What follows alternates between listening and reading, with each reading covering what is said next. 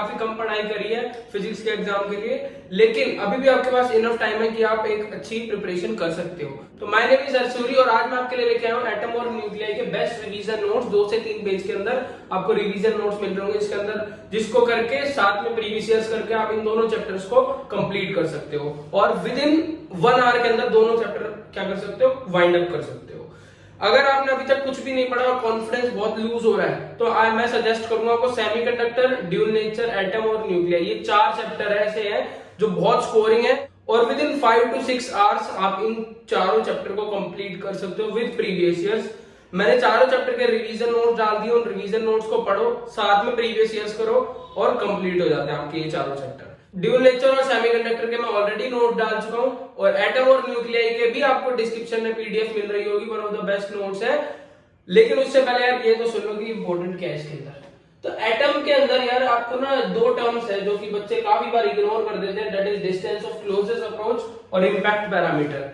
और इसका डायग्राम के साथ आपको पता होना चाहिए कि क्या होता है distance of closest approach. Rutherford model ने क्या बोला था, अल्फा पार्टिकल कुछ तो स्ट्राइक कर गए 30 के एंगल से, कुछ परपेंडिकुलर स्ट्राइक कर गए, कुछ वापस चले गए। तो जिस पॉइंट से वो वापस चले गए, कितनी दूरी से न्यूक्लियस के से वो वापस रिवर्ट बैक कर गया, इन दोनों का न्यूक्लियस से उसका डिस्टेंस जहां से ये वापस चले गए क्या, अल्फा पार्टिकल, ये है डिस्टेंस ऑफ क्लोजेस्ट अप्रोच। ये आपको याद रखना है। फॉर्मूला है 2kZe² बाय E के is the kinetic energy, R0 inversely proportional है काइनेटिक एनर्जी के, ये ग्राफ आएगा, ये भी पता होना चाहिए। इंपैक्ट पैरामीटर, ये अभी डायग्राम आपको आना चाहिए। इंपैक्ट पैरामीटर क्या है, ये अल्फा पार्टिकल जाना सीधा चाहिए था लेकिन इतने एंगल से, थीटा एंगल से वो क्या करा,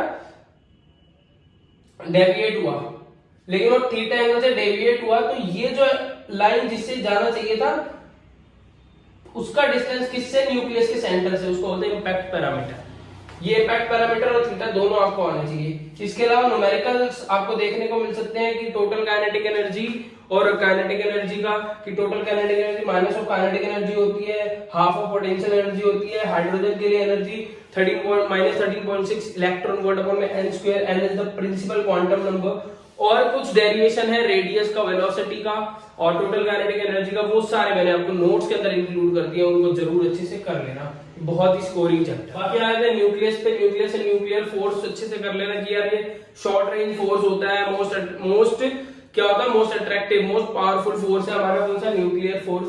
ये पोटेंशियल एनर्जी के और रेडियस के बीच का ग्राफिंग आपको अच्छे से कर लेना, कहां पे पॉजिटिव होता है कहां पे नेगेटिव होती है पोटेंशियल एनर्जी।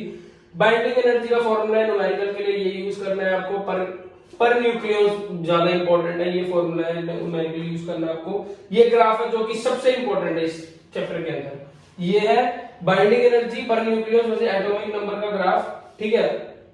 ये वाला रीजन जो 50 से 150 के बीच का होता है, फ्यूजन होता है इसके अंदर, और ये वाला जो रीजन है इसमें फिजन होता है 150 के बाद वाला, और 30 से 770 के बीच में अप्रोक्सीमेटली कांस्टेंसी होती है। यहाँ पे कांस्टेंसी देखने को मिल रही है हमें, ऐसा क्यों होता है, क्योंकि nuclear force is the short range force. ये भी मैंने नोट्स के अंदर कवर करा है, तो इससे आपको ये सब अच्छे से कर लेना है, नोट्स के अंदर इंक्लूड कर दिया है। बाकी और भी कोई डाउट रहता है तो मेरे से कमेंट सेक्शन में आप पूछ सकते हैं, नोट्स को डाउनलोड कर सकते हो और इस वीडियो को शेयर करके मेरा मोटिवेशन आप बढ़ा सकते हैं। सो मिलते हैं नेक्स्ट वीडियो में, तब तक के लिए ऑल द वेरी बेस्ट।